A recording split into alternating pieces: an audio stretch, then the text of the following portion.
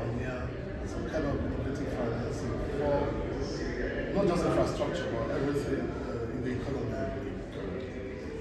Can you tell us what drove, how long has Mofi been around? How did that come to that? Well, the story of Mofi is very interesting. The Mofi, in terms of Ministry of Finance Incorporated, was actually established by an act of parliament in 1959 by the British. And the idea was to have an institution or a platform, a vehicle that can be used, that government can use to enter into commercial transactions, so that you distinguish between government's role in policy making, in enforcing regulations, and also in its involvement in commercial transactions.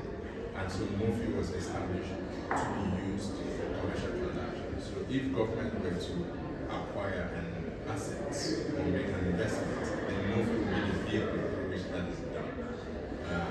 Mofi was also meant to be the investment management entity. But for over 60-something years, it just operated on paper. Whenever government wanted to make an investment and they needed a vehicle to fulfill the legal requirements, they were using Mofi. But it never really existed as truly an operating entity as such until the former President Buhari initiated a reform that gave birth to an operational Mofi, and that was officially launched in February of 2023. And upon that approval gave birth to the Governing Council of Mofi.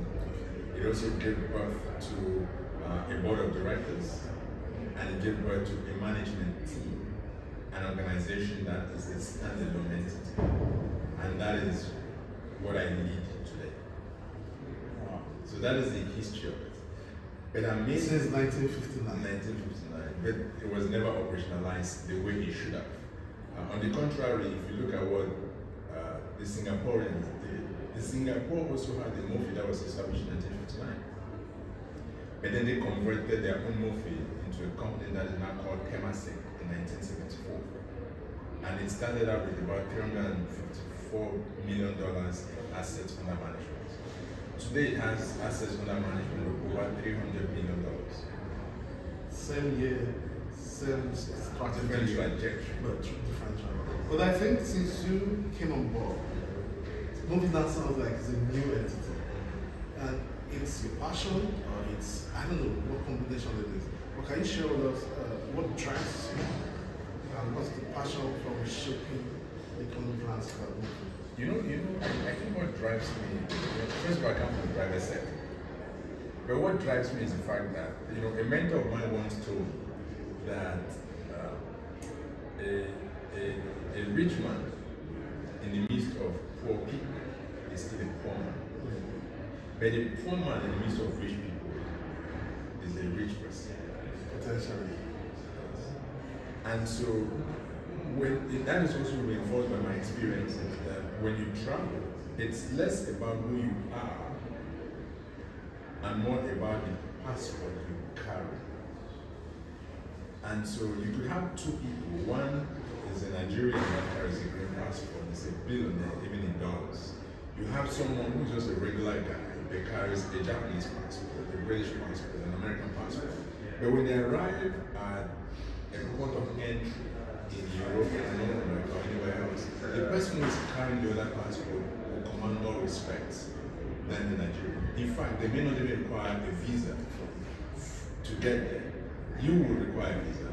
And even after you've gotten the visa, when you get to that point of entry, they still treat you with some suspicion. Yes. You don't command the same respect. And so my belief is, I operate from the philosophy that for us to begin to command respect and be respected in the community of nations, we need to prioritize sovereign superiority and sovereign success over our individual success. Because when our nation is successful, then we become successful as well, and we benefit from the success of our nation. Wow. And so for me, it is important that we have a collective responsibility that whatever it is that it takes for us to build our nations to become more successful and be respected, we must do that as a matter of duty. Wow. I love that concept of sovereign superiority. Oh, yeah, absolutely. Yeah, for me, it's like a higher form of nationalism. Correct. Yeah, where you're not just patriotic, but you place the progress of your nation over and above. Absolutely. What are the ways you think we can do this? There are different ways. Nigerians and of course in the larger context of Africa. There are different ways. I think the first thing is that whenever we have an opportunity to have to be public, to have hold a public office, we need to really ask ourselves, what is the ultimate goal? Why are we doing this? And what can we do as individuals to move that cause forward? So that's the first thing, about the fact that public office is for service, is not for personal aggrandizement or for pushing your own ego on an ego trip. So that's the first thing. The second is the fact that we need to begin to look at the global financial architecture and start asking ourselves, the standards, the formats that are being used to judge and rate nations in terms of which one is successful, which one is wealthier, we cannot apply the same standards in Africa. We cannot. We need to evolve standards and structures that give us an advantage than put us as a disadvantage. Let me give you an example.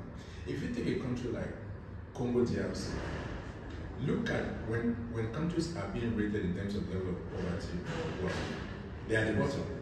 How do you explain that a country like DRC, with all the endowments that God has given them, would be rated at the bottom?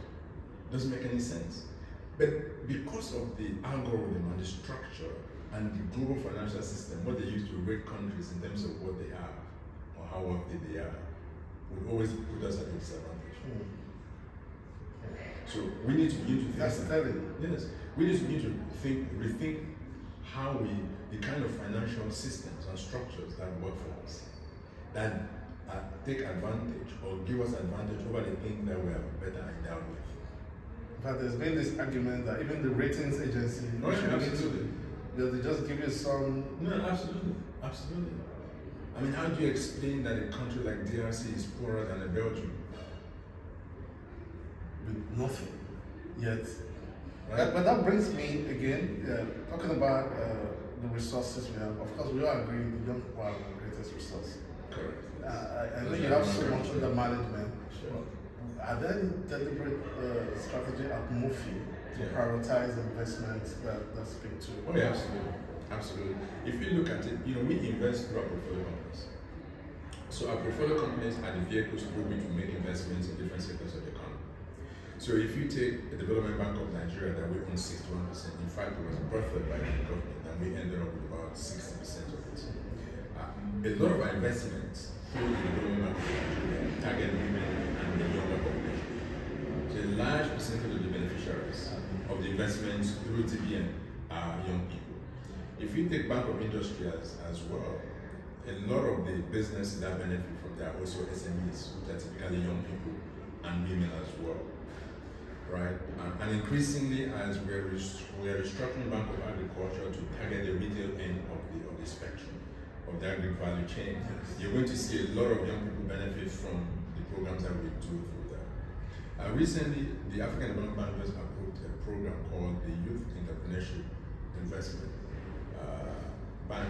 It's really fun, and we're targeting mainly young people and making equity investments into businesses that are promoted and owned by young people. Right, so that should be launching pretty soon. We have several other programs as well that are targeting young people. We're also working with the National Information Technology Development Agency as well as AfriLabs to create a program that will begin to, if you like, glamorize youth entrepreneurship. To begin to rechannel our young people's minds for them to see entrepreneurship as something that they should really consider rather than engaging in atrocious behavior and other types of nefarious activities. Absolutely. Right? So because we see them as a fairly significant asset class as far as we're concerned. And that's why we're deliberate in terms of the types of intervention programs that we target the young people with. Exciting. Recently, I was in a conversation where we're talking about creating sandboxes around IT, around just to boost innovation. Sure. Sometimes you hear notorious restrictions, regulations that may not encourage young people. We access to finance, major issues, and several others. But I'm happy to hear that you're doing this. Before we round up, let's speak to why you're here today. Beyond the excellent conversations we've had and your presentations, which we are expecting another panel, you will receive another one today. In recognition of all you've done. What does that mean to you? Be it honor? Well, I think it's, for me, it's a reminder of the importance for more service. It is not about glamorizing it. It's not about saying that this is not an end. It simply means we recognize what you're doing. Do more. Absolutely. Because I've said it better, it's the call to do more. And lastly, before you go, we've had lots of conversations around leadership. We are agree it's all about leadership for Africa. Correct. What would you think is the way forward for African leadership? You're right. I think, the sessions that we had early this morning, different panelists talked about what leadership means to them and what they see as leadership. I would add to it that leadership in Africa calls for us rethinking the actions that we need to take to solve the perennial problems that we all know. I don't know if you can talk about any problems today that people don't know about.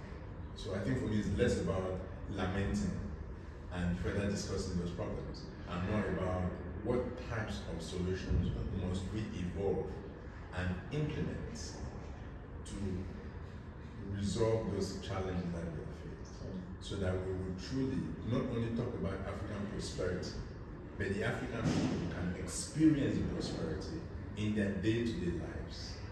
It's not about somebody telling you that you're prosperous. You will know when you're prosperous. You will know when you're prosperous when you know that you don't have to worry about how much you're going to spend when you go to the hospital.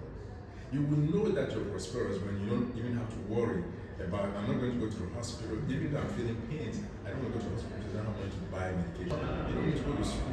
You will know. So we need to get to the point where we resolve African problems, but the African people will know. They will experience prosperity through the quality of life that they live, through the peace of mind that they have, the ability to send their kids to school, the fact that people live longer than they currently live now. It will show.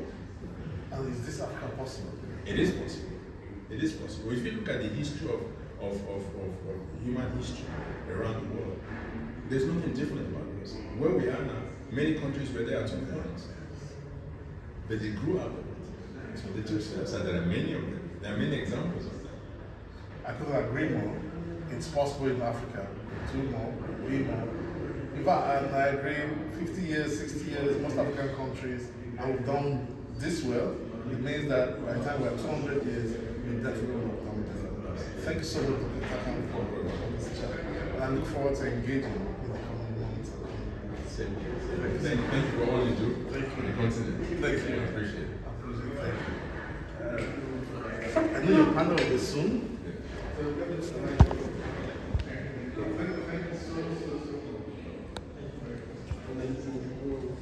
We'll share with you before we do. I want to do some massive promotion.